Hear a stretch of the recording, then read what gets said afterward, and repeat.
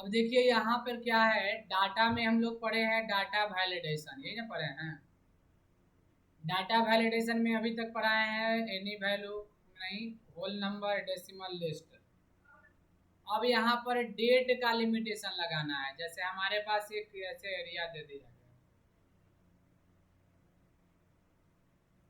बोला गया कि इसमें जो डेट है ना इंटर होना चाहिए इतना से इतना के बीच का, या इससे ज़्यादा इससे कम। तो डाटा वैलिडेशन हम लोग यहाँ पर डेट ऑप्शन लेंगे। अगर बोला गया है कि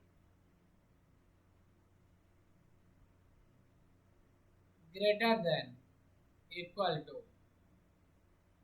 ग्रेटर देन इक्वल टू का मतलब होता है कि आज का दिन दे सकते हैं या आज का, अगर आज का डेट यहाँ दे दे तो हमारे पास अगर आज का देना है तो एक ऑप्शन है कि हम लोग फार्मूला भी लगा सकते हैं। टुडे पढ़े थे, ओपन ब्रैकेट क्लोज ब्रैकेट्स, तो आज का डेट इसमें आ जाएगा। नहीं तो आज का अगर डेट दीजिएगा, इससे क्या होगा टुडे रहने से कि जिस दिन अगर इस फाइल को कल खोलेंगे तो कल का डेट लेगा और कल के बाद का लेगा, फार्मूला रहने पर ये होगा। लेकिन अगर हम एग्जैक्ट टाइप कर दें कि 7 अगस्त 2025, तो सिर्फ 7 अगस्त और 7 अगस्त के बाद का डेट लेगा, उससे पहले का डेट नहीं लेगा। ओके कर दीजिए। यहाँ पर लिखिए 07/08/2025 ले लिया। देखिए 25/12/2025 ले लिया। 12 जनवरी 2026 डेट ले लिया। लिख दे जरा सा 8/8/25 वो भी ले लिया। लेकिन यहाँ लिखते हैं 6 अगस्त 25 आएगा, क्योंकि इसमें लिमिटेशन है 7 अगस्त 2025 का है। ये बात समझ में आ गया। अप्लाई में टिक लगा के क्लियर ऑल करेंगे तो पहले का रूल खत्म, अब नया रूल हम लोग इसमें लगा सकते हैं।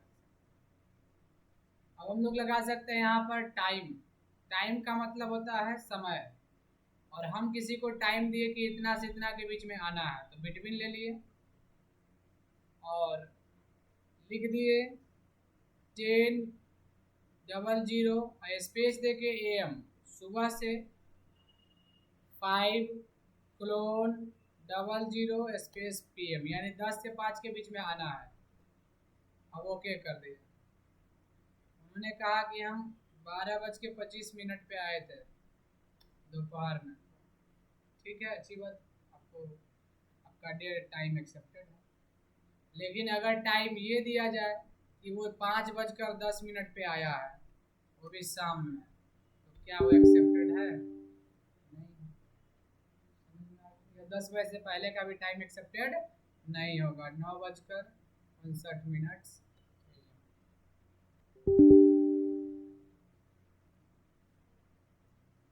डाटा वैलिडेशन अप्लाई में टिक लगाएंगे, क्लियर ऑल। लेकिन रुकिए एक बात, अब हम यहाँ पे लिमिटेशन तो लगा दिए हैं डेट टाइम वाला, बट डेट तो पहले से लिखा हुआ है। तो हम चाहते हैं जो इनवैलिड है, यानी हमारे रूल के अलावा जो फालतू डाटा है उसको आप सर्कल कर दीजिए। तो यहाँ पर सर्कल इनवैलिड डाटा है और इसी में आएगा clear sir valid. Data validation में जाएंगे, अप्लाई में टिक लगा के क्या कर देंगे यहाँ से क्लियर। अब यहाँ पर एक और दिया हुआ है टेक्स्ट लेंथ। कहीं कहीं रहता है कि मोबाइल नंबर लिखना है, या कहीं ऐसा रहता है कि 5 अक्षर से 10 अक्षर के बीच में ही लिखना रहेगा, या 5 से 7 अक्षर, तो वैसे ही आपको देना होगा।